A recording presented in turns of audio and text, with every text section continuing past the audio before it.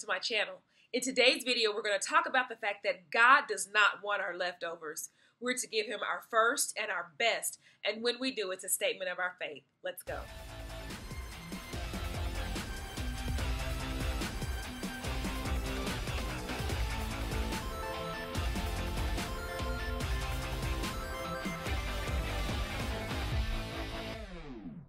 Hey everybody, it's that Sunday School Girl of thatsundayschoolgirl.com.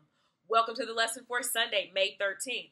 I actually greet you from Tyler, Texas. I've been here this weekend with the Jones Valley Community Church of God in Christ in their annual Sunday School Appreciation. It's been a wonderful time.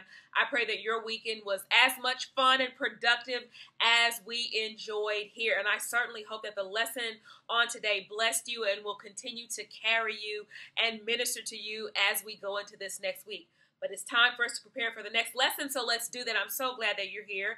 As a matter of fact, if you're new, welcome. You have just joined the largest cyber community of Sunday school students on the World Wide Web, and I am so excited 3 years in that so many of you are still with us, that you're growing with us, and that new people are finding us every week. If you think I make this stuff up, just look at the comments of videos past and probably this week too, and you'll see that there are new friends joining our class. And so I ask you to share this video, share it on your social media pages, share it with your Sunday school classes, and even your networks of teachers and friends, Christian education leaders who love Sunday school as much as we do. Listen, as I just mentioned, God has blessed that Sunday School Girl for now 3 years to share the ministry of Sunday school all over the world. I am so humbled that each week more than 10,000 students connect to this video. Students, teachers, Christian education leaders, pastors connect to this video in preparation and enhancing our Sunday school study. This is not the drive-by or Cliff's Notes of Sunday school. I know that I'm teased often, but I am so encouraged because people talk about how it augments the study that we're all doing together. And I learn from you, you learn from me, and we are making each other better together. There was a question as I posted some of the blogiversary marketing pieces just in celebration. And so I am going to honor a request, but this is going to be part of the celebration. And each week you want to pay attention because there's going to be something different every week as a part of the celebration. So last week, I certainly hope that you enjoyed my gift to you, which was the free download of the notes that accompanied last week's study video. But for this week, a lot of you wanted to know about the logo t-shirt that I had on. It's in my profile picture now. In fact, I'll show it right here. It says that Sunday School Girl, and it's just the logo tee. And to be honest, that is the initial t-shirt that was at my launch party 3 years ago. So we're going to have a vintage t-shirt week. We're going to offer the logo Sunday School Girl t-shirt. That's this one right here. And then also what I call the scattered words. And if you look at this design, it just has lots of words that we are familiar with in Sunday school. I am going to open up orders on these two shirts only for this week. They're going to be available for the next 10 days. You can order this vintage shirt, either of these vintage shirts, and we'll get those in. And they're going to be at a special blogiversary rate of $12 plus shipping. So $12 on sizes small through extra large. If you want to know about children's sizes, why don't you email me? That can be a special order. But again, they're going to be $12 plus your shipping. And again, these are only going to be available for the next 10 days, and they are not an item that I normally keep in stock. So if you're interested, be sure to jump on this week's blogiversary special and continue celebrating what it is God is doing through that Sunday School Girl. Again, I thank you so much for being with me, for sharing this ministry, and just for being the amazing community that you are. That's all I have for now. We have a great lesson, so let's get into it. Our lesson title is Present Your Fruits to God First. The Bible basis is Leviticus chapter 23, verses 9 through 14, and verse 22. The Bible truth: God called his people to worship with the first and the best of their lives. Our memory verse is verse 10, and the lesson aim is that we will explore the biblical call for offerings of the first fruits, avoid giving God leftovers, and commit to give God the first and best in everything we offer. As we get into the lesson, as a reminder, this week's accompanying notes are available. If you'll look in the comment box that's below the video, you'll see the link to the notes. Now, this week takes us into a second look of our giving to God, and specifically, we're talking about giving God our first and our best. Now, there were a couple of things that sort of sparked me as I was preparing this lesson, and the first thing, no pun intended, is really about first things. And we make a really big deal of first things because they are to be celebrated. I know that at my mom's house, I recently saw my baby book and my brother and sister's books, and they're all kept together because she's documented in those books first things, our first time sitting up, first steps. There's even a lock of my hair as a baby. All sorts of firsts are documented, and we celebrate those. I was even thinking about a classmate of mine who will walk the stage with me on Saturday, and she's a first-generation college graduate. I will be a first-generation attorney in my family. So there are all sorts of firsts that we document, and it's not uncommon for us to punctuate very meaningful times and opportunities in our lives. And we see that in this week's lesson with the celebration of first fruits. And I also thought about the fact that God does not want our leftovers. But then again, a lot of times we don't want leftovers. I can be really picky with food. And so I kind of have this, after like 2 days, if something has kind of been in the refrigerator, or even after big holiday meals, like by day 3, I'm kind of done with it. And I was thinking about my nephew specifically, who is 12 years old, and already he is very particular about his breakfast especially. And so I know recently he made a request of his grandmother that he wants fresh biscuits in the morning when he comes over before school, as opposed to, fixing a few biscuits and heating them in the microwave. But at 12 years old, he already knows that he wants fresh biscuits. And if a 12-year-old can make that kind of request, how much more do we need to think about what it is that we bring and we give to God? So we're in the book of Leviticus this week, and God has always been concerned about salvation and the relationship that he has with his people, and specifically the worship of his people. And he continues to make it clear to them that he wants this relationship, but he doesn't want it just in their convenience, but very specifically, he wanted time dedicated. And there were actually festivals that were designated as times of celebration, and they were important because it caused them to focus, the children of Israel, to focus on God and what was important, and to remember him and his blessings, and to be very intentional in their worship and in their celebration. There were actually 7 appointed feasts, and this week we're looking at the third of them, which is the Feast of First Fruits. Now, these holidays were based upon the salvation and the redemption of man and the worship of God, and the observance of these festivals. The very first of them was the Passover, and that was the one that really separated the believers from the unbelievers. But these holidays really, again, caused them to focus, and they were also very prophetic in nature, looking at the salvation, the work of salvation that would be done by Christ on the cross. So looking at the structure of Leviticus, chapters 1 through 17 really focuses on the way to God, or access to God. And then chapters 18 through 27 talk more about our walk with God, or our lifestyle, the things that are practical for our everyday walking this thing out and living a holy life. I think about this often, that what we gain and what we learn is really not just about our ability to capsulize information, but every single day when our feet meet the street, how we walk out what we know and what we believe about God really matters. And so this lesson again focuses on the fact that firsts are important to God. And that brings us to, again, this third feast, which is the offering of first fruits. And it's placed at the beginning of the barley harvest, and it signifies Israel's gratitude and their dependence upon God. Our printed text begins in verse 9 of chapter 23, and actually in verses 9 and 10, we can pretty readily identify our cast of characters.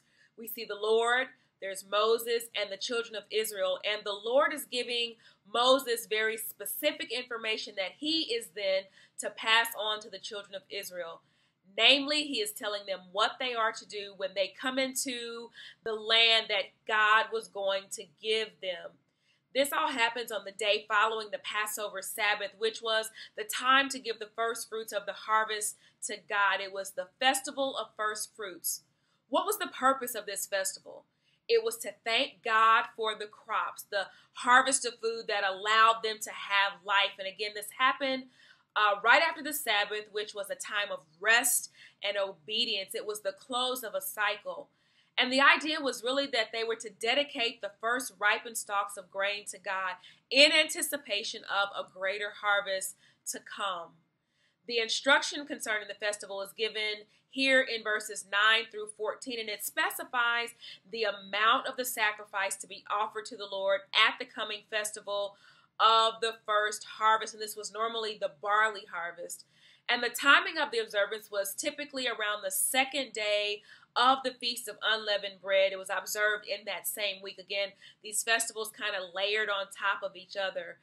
And even inside of this, I talked about the fact that so many of the elements of these observances were really symbolic in nature to the work of Christ on the cross, that he himself was the first fruit of a harvest when he rose from the dead. So we see some of that in these elements of the feast. So the festival happened again at a very specific time, and this specific time was to be when they entered the promised land. And before then, they really weren't able to plant anything. They were on the move, so there would have been no time to both plant and harvest. And how was the sacrifice to take place? Well, they were to take a sheaf or a stalk of the harvest and bundle it and take it to the priest. They would actually go out and inspect and identify the absolute best of the early ripened crop to bring to God. Now, remember, this all happens in the middle of the Feast of Unleavened Bread, which always started on the Sabbath. And even if when it was time for that feast to start, it wasn't the Sabbath, they would declare the day a Sabbath. This was an approximate 8-day celebration, which started with the beginning of the grain harvest in Israel to the ripening of the barley crop. And this again was the first fruits of that crop to be brought to God, realizing that God is the God of the harvest, and they knew that they could trust God and he would bless them for the remainder of the harvest. Verses 11 and 13 kind of bundle well together. And this was a very ceremonial action, and we see the role of the priests as they take action even for the people to take these stalks or these sheaves and wave it before the Lord, offering them before the Lord. We also then see that the priests approach God for atonement through a special burnt offering of a lamb. And then we finally see the special grain offering, which was handled in a very delicate way as not to damage the grain in any way, even as it was being handled before it was ground. And once it was ground very finely, it was mixed with oil, and it made almost a dough consistency that was then presented to God. Again, this happens on the day after the Sabbath, and we see that here in the printed text. And what were the results of this offering? The results were the aroma of the burning sacrifice and of the grain offering becoming a sweet smell to the Lord. And what did that sweet smell mean? It meant that God accepted their offering.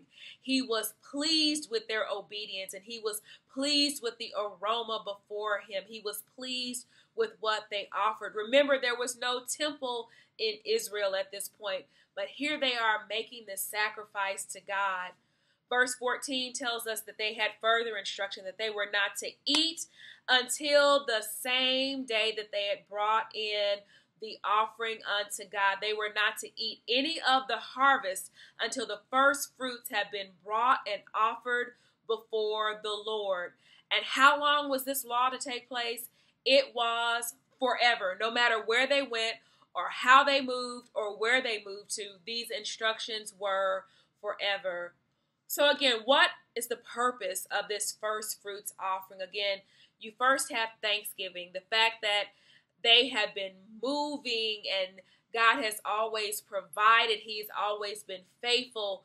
We see that they are offering this first fruits as thanksgiving because it was God who blessed and God who allowed them to have and God who allowed the earth to bring forth. The second thing is the offering of anticipation because, again, this offering was the first fruit which came from the very initial parts of the harvest.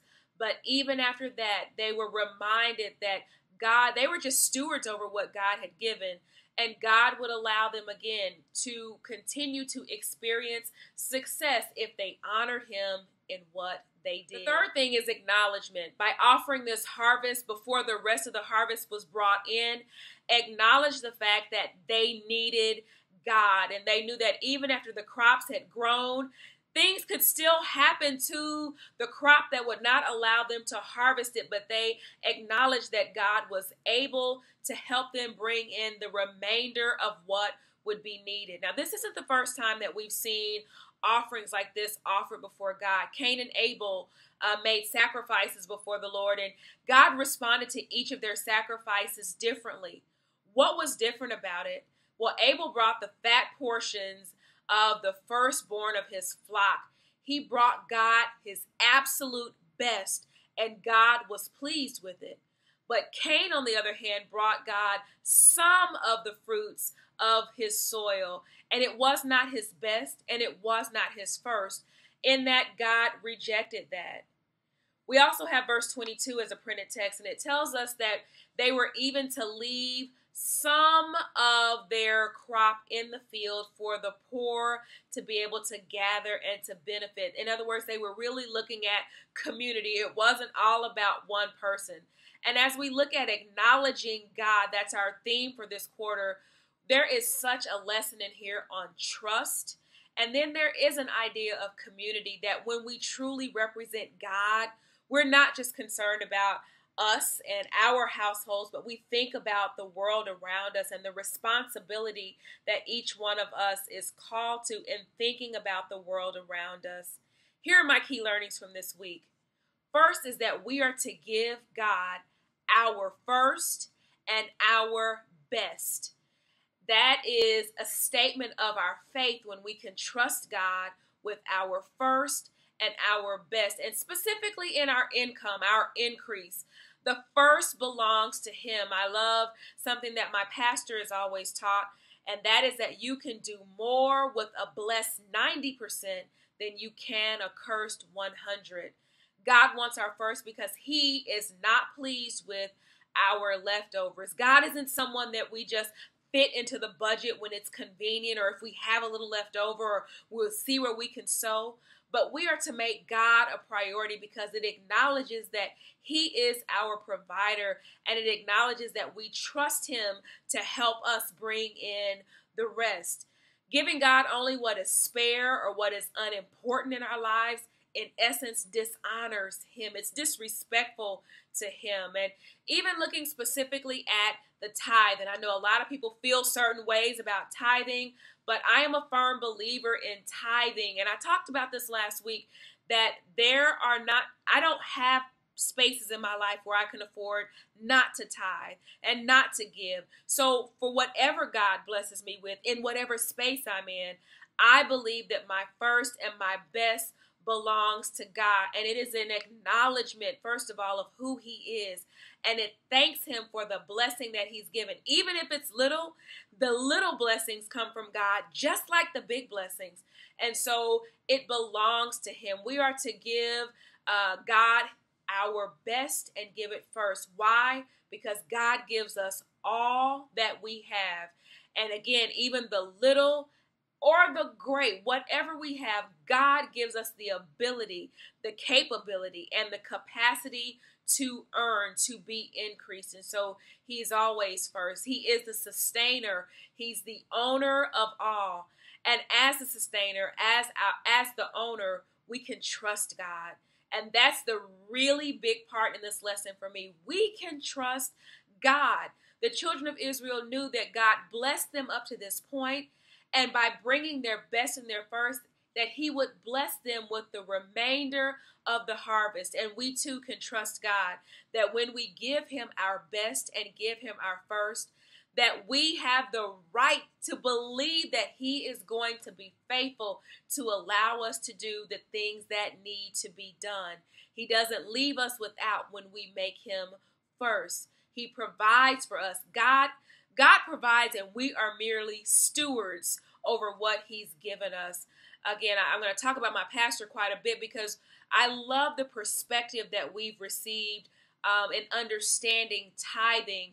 And again, we are merely stewards. The 10% belongs to God, but he puts 100% in our paychecks just to see if he can trust us, to trust him, to give him our absolute best, to help us understand that everything that we have is undeserved, but it all belongs to God. We're to give him our best. And these celebrations, these feasts, these reminders are just for us to know how much God cares about us. And he cares again so much that he makes every way and every provision. I want to challenge you, if this is an area that you have struggled in or thought about or wanted to know more about, this lesson really comes to help us with that. And if tithing today has not been an area that you have been as faithful, I want to challenge you to try it. What do you have to lose by trusting God? And if I'm wrong and God does not bless your 90%, then you make your decision about whether you should continue to tithe. But I want to assure you that I'm right. And God allows us to do more with that 90% when we honor him with our best and our first. I love it because my former pastor used to tell us that God's math is not our math. We will think that he's subtracting when in essence he's adding. It may look like things are being divided when actually God is multiplying. And so again, I want to challenge you to think about your first and think about your best, knowing that God is putting us in a position just to see if he can trust us to trust him back. This is the lesson for this week. I pray that it's a blessing to you, and I will keep watch on comments this week as you share back with me your learnings from the lesson, and we're all going to be prepared and enriched together. That is all for this week. Again, I pray that you have a super fantastic week, and I will see you in Sunday school. Bye, everybody.